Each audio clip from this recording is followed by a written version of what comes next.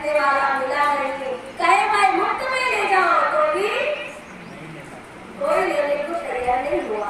आखिर शाम हो गई, रात होने को आई, वो तो चले गए फिर राजा के पास। राजा ने मंत्री जी से कहा कि कैसा रहा व्यापार। मंत्री ने कहा महाराज आपने मुझे 4 तुमड़े दी, इसमें 3 तुमड़े तो बिक गए, लेकिन 1 तुमड़े में मुफ्त में बेच रहा था तो भी किसी ने लेने को कोई तैयार हुआ नहीं। कोई कौन सी तुमड़े? तुमने माधव की। अशोक राजा ने कहा तूने मुझे प्रश्न किया था कि महाराज आप संत के चरण में क्यों झुके, आपने संत के चरणों में प्रणाम क्यों किया? तो कहने लगे कि ये हमारे मनुष्य शरीर की जो तुमड़ी है इसकी कोई संसार में कीमत नहीं।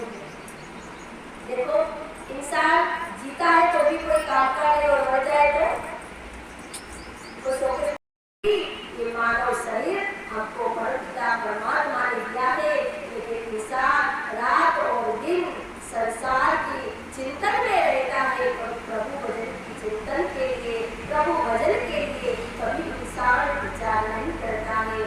और इसीलिए संत रामानंद जी ने एक भजन के अंदर बहुत ही सुंदर बताया है। एक भजन में सभी लोग भजन में साथ दें। जाने के बाद फेंक देते हैं फूल को, खुशबू निकल जाने के बाद फूलों में से खुशबू निकल जाए तो फेंक दिया जाता है।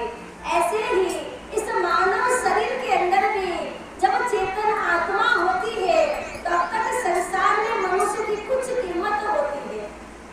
वो भी जब जवान होते हैं तब तक, बूढ़ा होने के बाद तो संसार में कोई उसकी कीमत नहीं रहती है। और प्राण निकल जाने के बाद ये मानव